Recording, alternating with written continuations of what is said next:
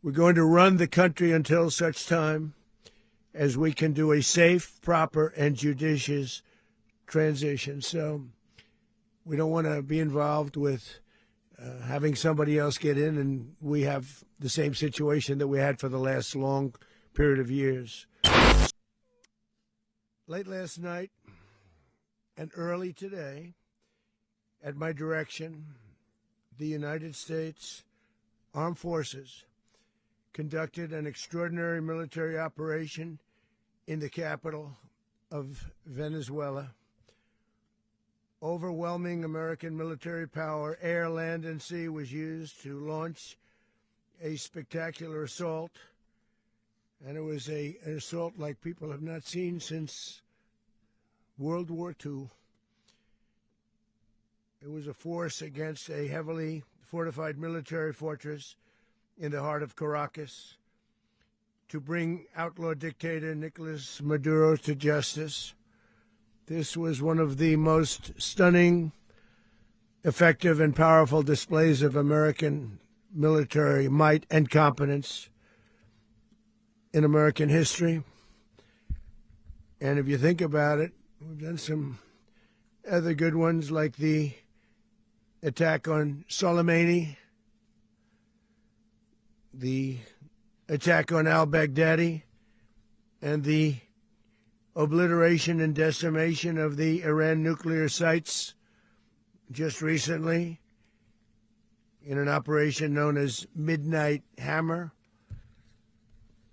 all perfectly executed and done. No nation in the world could achieve what America achieved yesterday, or frankly, in just a short period of time.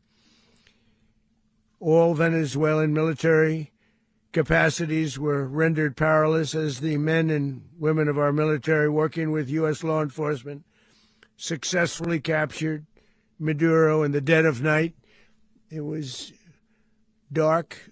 The lights of Caracas were largely turned off due to a certain expertise that we have. It was dark and it was deadly. But captured along with his wife, Celia Flores, both of whom now face American justice. Maduro and Flores have been indicted in the Southern District of New York, it's Jay Clayton, for their campaign of deadly narco-terrorism against the United States and its citizens. I want to thank the men and women of our military who achieved such an extraordinary success overnight with breathtaking speed, power, precision, and competence. You rarely see anything like it. You've seen some raids in this country that didn't go so well. They were an embarrassment. If you look back to Afghanistan, or if you look back to the Jimmy Carter days, they were different days. We're a respected country again, like never before.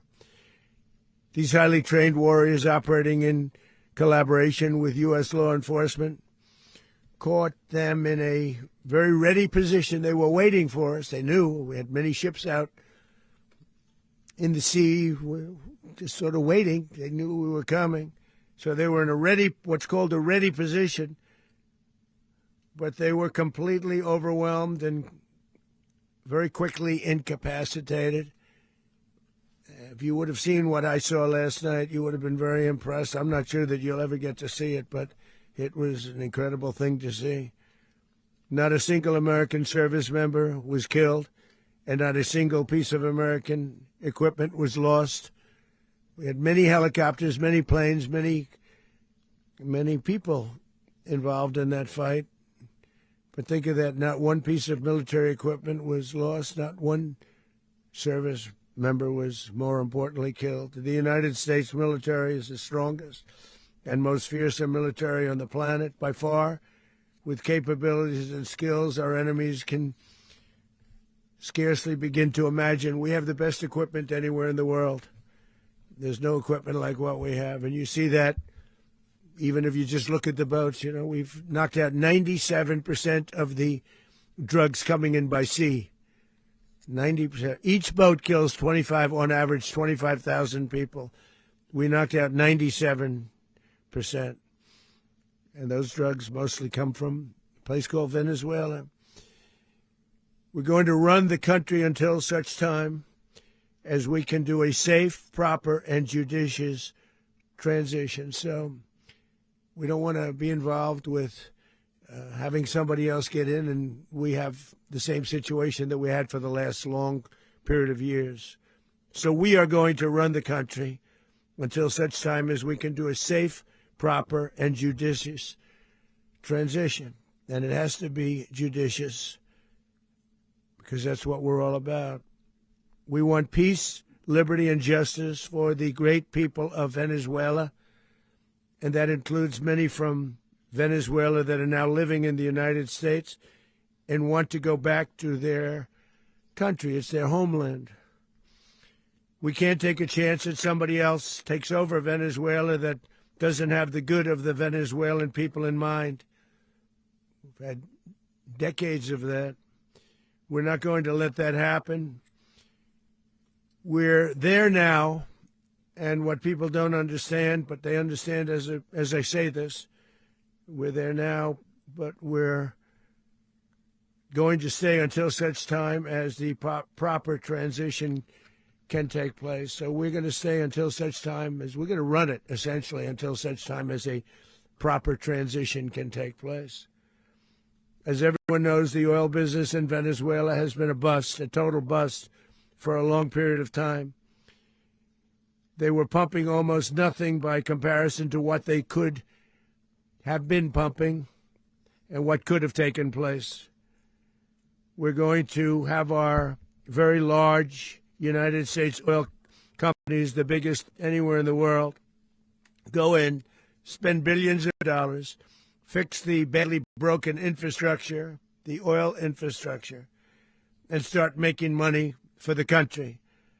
And we are ready to stage a second and much larger attack if we need to do so. So we were prepared to do a second wave if we needed to do so. We actually assumed that a second wave would be necessary, but now it's probably not.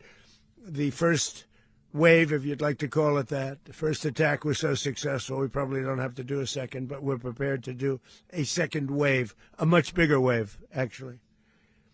This was pinpoint, but we have a much bigger wave that probably won't have to do. This partnership of Venezuela with the United States of America, a country that everybody wants to be involved with because of what we were able to do and accomplish, will make the people of Venezuela rich, independent, and safe. And it will also make the many, many people from Venezuela that are living in the United States extremely happy. They suffered. They suffered. So much was taken from them. They're not going to suffer anymore. The illegitimate dictator Maduro was the kingpin of a vast criminal network responsible for trafficking colossal amounts of deadly and illicit drugs into the United States. As alleged in the indictment, he personally oversaw the vicious cartel known as Cartel de las Solas, which flooded our nation with lethal poison, responsible for the deaths of countless Americans, the many, many Americans. Hundreds of thousands over the years of Americans died because of him. Maduro and his wife will soon face the full might of American justice and stand trial on American soil. Right now, they're on a ship. They'll be heading to, ultimately, New York, and then a decision will be made, I assume, between New York and Miami or Florida.